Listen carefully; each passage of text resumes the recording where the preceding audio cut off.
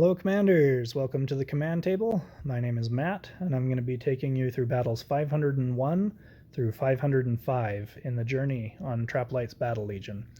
Before we get into that, if you'd please be so kind as to like, subscribe, and if you want notifications when I drop new videos, be sure to hit that notification bell. Also, if you have any questions or comments, please feel free to leave those below. Okay, battle 501. Okay, so for this one, we have a lot of Risen Warriors back here that are all going to pop up on the other side, and I figured it would be best just to push through and clear out this front end and then turn back around and come after that end. So I've got a squad here with my Paladin and my Drummer.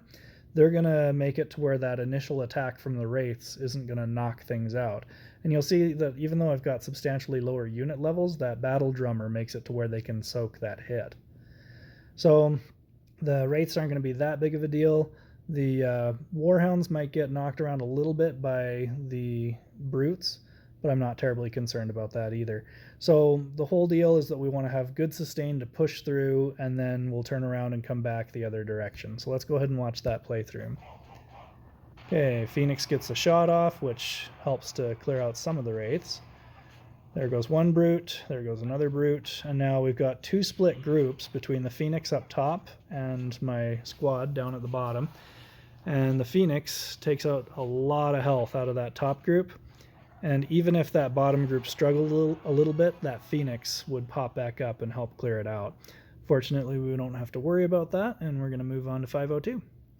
So for 502, I've got a note here that you may want to replace this Crystal Spire with something else. The first thought that came to mind is that you might want to put a group of Wraiths right here, because they'll be invisible, the assassins won't see them, and they'll still track after this Bombot as it runs forward.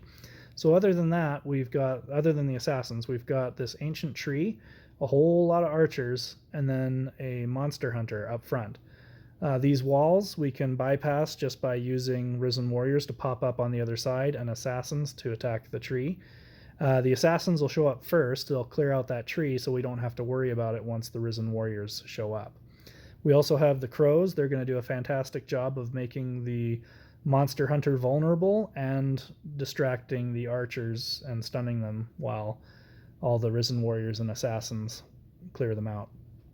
The trick with the Bombot here is that it's going to run forward in the direct line of where that monster hunter is, because the monster hunter's got nothing it can see other than these crows. So it's just going to run forward. You may want to move these crows back a bit because you'll see they kind of bypass the monster hunter on their way. So if you want, you might want to do that to move them just a little bit further back. And that way they won't stop the monster hunter before the Bombot can reach it. And that way the Bombot will get most of the assassins and the monster hunter. So let's go ahead and let that run. Assassins on the tree, and then the enemy assassins chasing after my Bombot, and poof. There goes all but two of the assassins and the monster hunter with one Bombot. And now the crows are stunning everything as the Risen Warriors and assassins clear it up. Nice and smooth. Okay, let's move on to 503. Alright, this one, again, these ones are a little ridiculous. Almost anytime you see a battle wagon and you know where it's going to be, you just plunk a bunch of mine shrooms and it's good game. So anything else back here, like fill in the blank, whatever you want to put back there. I put crows just because I had them from the last match, and the crows actually do a good job stunning the Death Knights.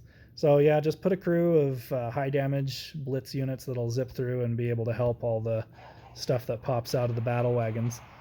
There goes 1, 2, 3, and 4 battle wagons. They're now all mine, and it's not even fair at that point. All right, smooth and easy. Let's move on to 504. Okay, so for this one, we have all melee, so no ranged units at all. Again, we don't have to worry too much about the monster hunter with the ranged end of things, but another thing to notice is that all of this is nature. So since we have only nature as our enemy, we're going to use the monster hunter that gets 300% damage towards nature units. Now, they're all going to run into these draining spirits that are tagged onto that monster hunter, and everything's going to be slightly delayed by the entangling roots so that the monster hunter doesn't get overwhelmed. I believe I have 2 Valkyries here that are going to be keeping that monster hunter up. And then I've got 2 arcane archers that I would probably switch for something else. Like you might want to put a couple crystal spires maybe right behind the Valkyries, because if you put them in front, the dire wolves and such will get tagged onto that. The Valkyries are just the right distance away, as you'll see, for all these dire wolves to only gravitate towards that monster hunter. It gets a little dicey towards the end on this one, and the arcane archers are able to handle it by clearing everything up during frenzy. But again, if you have some crystal spires instead, then you'd probably not have to worry about that. And they also function very well in frenzy, especially against the splits from the earth elementals. So here you'll notice everything's still gravitating to that monster hunter and no knockback, so you don't have to worry about things getting knocked into your Valkyries. But we do, once we hit frenzy, those draining spirits are going to kill that monster hunter, and it's going to be up to the arcane archers to finish the job. Okay, so here's frenzy. Monster hunter's starting to take a little bit more damage. A couple bad splits from the earth elementals, so they took out my Valkyries. But again, we're at frenzy now, so it was game over the moment we hit frenzy. I had it in the bag. Those arcane archers are just ridiculous when it comes to the frenzy mode.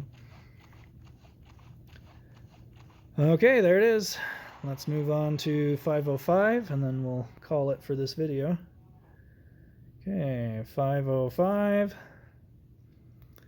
Okay, for this one, we have a lot of bomb bots all the way through here. Four frost wizards, and then some shield bearers in the front. So kind of an ugly mess, not really an easy way to use assassins or anything in here. So what I figured we'd do is we'd just use mine shrooms along that whole front line. We'll turn those bomb bots back around on their own army. And then whatever they don't kill will run into that and become tanks for me, allowing all of my ranged units to kill everything from a distance. The nice thing about using the mine shrooms is that you can use an Ember Fiend and it won't overwrite onto the mind control.